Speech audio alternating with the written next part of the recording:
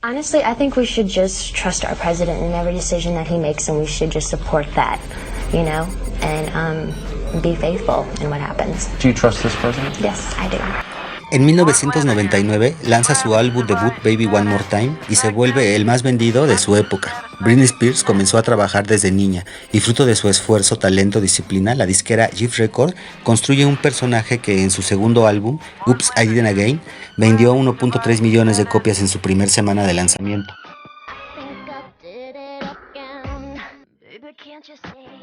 Alcanza el éxito mundial, planeaba sus shows, coreografías y diseño de arte. A esas alturas ya da giras por el mundo que representan el movimiento de millones de dólares y miles de empleos.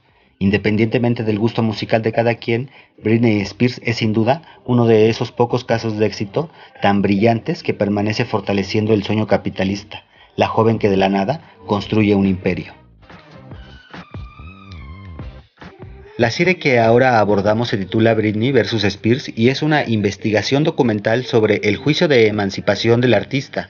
Al margen de sus fieles fans, Britney tiene una imagen pública de persona desequilibrada y esta opinión del populacho, sin embargo, no es más que una opinión. La serie pretende demostrar, al mismo tiempo nos permite hablar sobre los procesos de investigación, en este caso los elementos mínimos, las fuentes de información o los documentos que le dan validez a dicha opinión, o quizá convertirla en un argumento.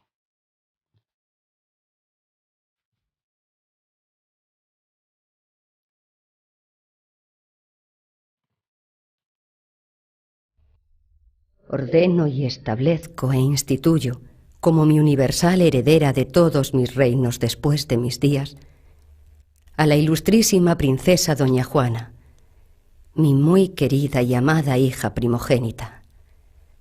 Y cuando Dios me lleve, sea nombrada reina. Juana, la legítima heredera del reino de Castilla, incluidos los recientes reinos reconquistados del sur de la península ibérica y los territorios de ultramar, América, pasaría a la historia como Juana la Loca. No tengo tiempo de cambiar mi vida. En busca de las Indias, Colón arriba en octubre de 1492 a la isla de Guananí, en la actual San Salvador, Bahamas, con la venia principal de la poderosa reina Isabel de Castilla, la reconquistadora de Andalucía. Comienza así el proceso histórico que le dará forma al mundo moderno, el encuentro de dos civilizaciones. El legítimo deseo evangélico y la necesidad real de rutas comerciales impulsan a la reina Isabel la Católica en la mayor hazaña expansionista que ningún monarca de su época hubiera atrevido siquiera a soñar despierto.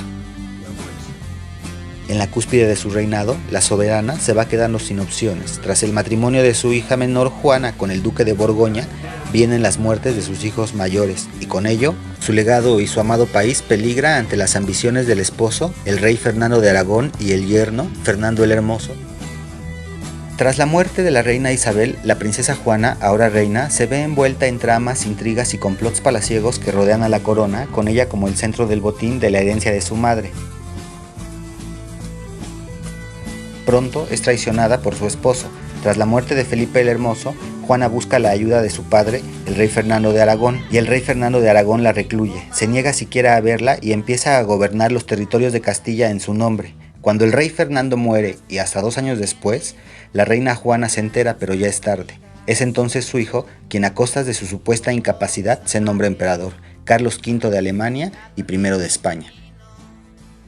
Convertida en un objetivo y en un obstáculo necesario, fue despojada de sus pertenencias y su cordura, yaciendo en el fondo de la historia, si acaso recordada como Juana la Loca, la reina que solo ostentó por tanto tiempo el título.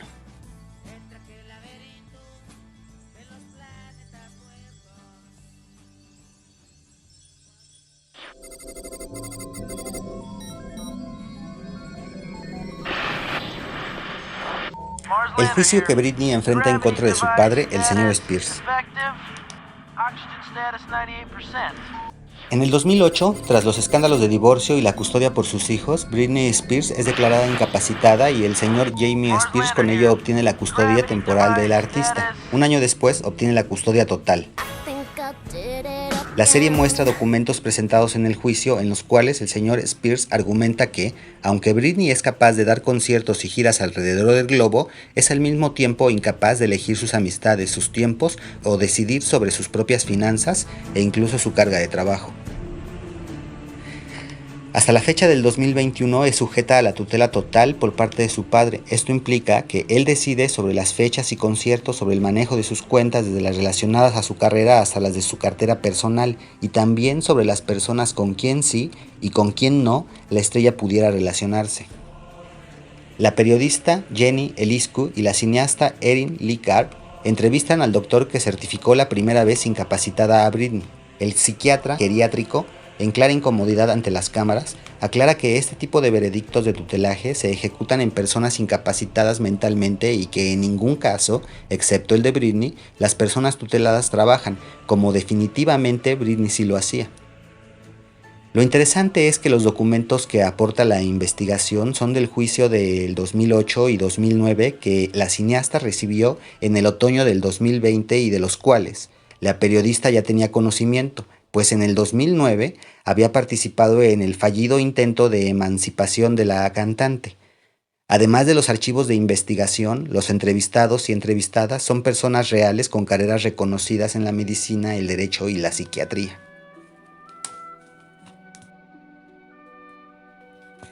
Es interesante porque, aunque los hechos probarían lo contrario, la tutela y en consecuencia la supuesta incapacidad mental de la superestrella del pop duraría más de una década. Así que mientras ofrecía conciertos, asistía a entrega de premios, participaba en series de televisión y tenía la capacidad metódica para grabar discos y generar estimados $40 millones al mismo tiempo, y ese mismo año, las acusaciones del señor Spears sobre la supuesta locura e incapacidad de su hija tuvieron eco en los jueces del Poder Judicial en los Estados Unidos, que en 2009 desestimaron el requerimiento de Britney por cambiar de representante legal. Y es que el asignado por la corte, el abogado Samuel D., parecía estar más interesado en agradar al papá que en proteger la integridad legal de Britney.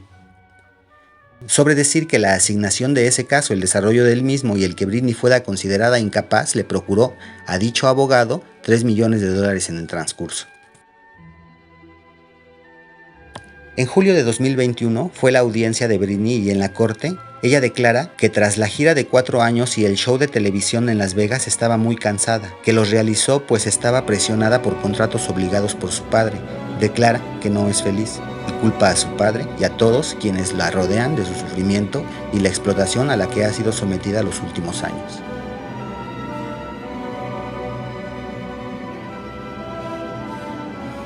Igual que a Isabel la Católica, a Britney Spears el éxito tan descomunal les cobró factura, e igual que hace 500 años a Juana, a Britney también se le tachó de loca. Sin embargo, a diferencia de Juana, Britney puede desmentir las acusaciones que sobre ella cierne la persona que debería protegerla, aunque lleva más de una década en ello. Es interesante que una mujer adulta que genera millones de dólares en ganancias al año sea incapaz de zafarse la tutela de su padre. A Juana también la acusaron de locura, primero su esposo, luego su padre y después su hijo. En 1504 fallece Isabel la Católica. La más graciosa de sus majestades deja en su testamento establecido que tras su muerte, su hija Juana heredara el gobierno de Castilla y sus posesiones, y que de no ser así por incapacidad, sus responsabilidades pasaban a manos del rey Fernando de Aragón, pero en ningún caso a su yerno Felipe. Tras la noticia de la muerte de la reina, Juana y Felipe van de regreso de Países Bajos a España, hacen una parada en Inglaterra y el rey de esos lares queda fascinado con la belleza y astucia de la reina Juana. En 1506, las gentes del puerto de La Coruña, en Galicia, festejan el regreso de su reina Juana de Castilla. Inmediatamente, Felipe intenta hacer parecer a Juana como incapaz. Tras manipular y sobornar a estos y aquellos nobles, caciques feudales corruptos, es coronado como rey Felipe I de Castilla y reitera al mismo tiempo a su suegro como rey si él llegara a morir, cosa que sucedió unos meses después en Burgos, Castilla, quizá envenenado. Este es un punto inflexible en la historia de Juana de Castilla.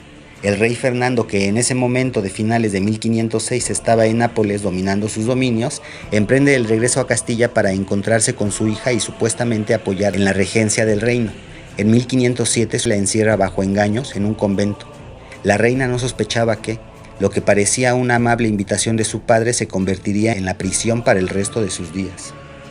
Sin embargo, para que esto fuera posible, para mantenerla recluida a Juana y él gobernar en su nombre, hacía falta y era necesario declarar a la reina Juana incapacitada, y en ningún caso parecía estarlo. Tras enviudar, la reina es susceptible de comprometerse en matrimonio nuevamente, y en aquellos momentos medievales su matrimonio era una cuestión de Estado. La posibilidad de extraer con ello un acuerdo beneficioso para Castilla, Aragón o su padre o la nobleza colocaba a la reina en una posición muy comprometida. Ella decide mantener de cuerpo presente a su marido difunto y con ello evitar los posibles pretendientes, razón que aprovecha su padre, el rey Fernando de Aragón, apoyado, no en el pueblo y sí en señores feudales, muchos corruptos y todos hombres, para hacerse con más poder a costa de sentenciarla Como yo. loca. Ya veis, los locos abundamos en Dios. Señores, quedad con Dios. Reina locos. Juana estorbaba a sus ambiciones, pues ella poseía la legitimidad del reino más grande de su tiempo. Castilla abarcaba la recién descubierta América. Contaba con el apoyo de la aristocracia y su pueblo veía en ella reflejado el legado de su madre. Era el único monarca posible en ese momento nacido en Castilla, pero a diferencia de Britney, Juana nació al final de la Edad Media, una época más difícil para ser mujer. Por aquellos tiempos se acostumbraba un día sí y otro quizá inmolar personas, principalmente mujeres. Y no es que la locura anduviera muy lejos de aquellos frutos del árbol de la Inquisición. Claro que les cabe, en algunos casos quizá, hacerse la pregunta de si Juana realmente estaba loca para no quererse casar nuevamente. En la actualidad, es la Inquisición mediática quien se encarga del linchamiento público, eleva a los más altos pedestales y los arroja con la misma facilidad cuando no son útiles, o los destruye cuando son incómodos. Hay un paralelismo muy útil si queremos pensar el caso de Britney a la luz de la supuesta locura de Juana y cómo tal supuesto desequilibrio mental fue tan útil a los intereses de su esposo Britney.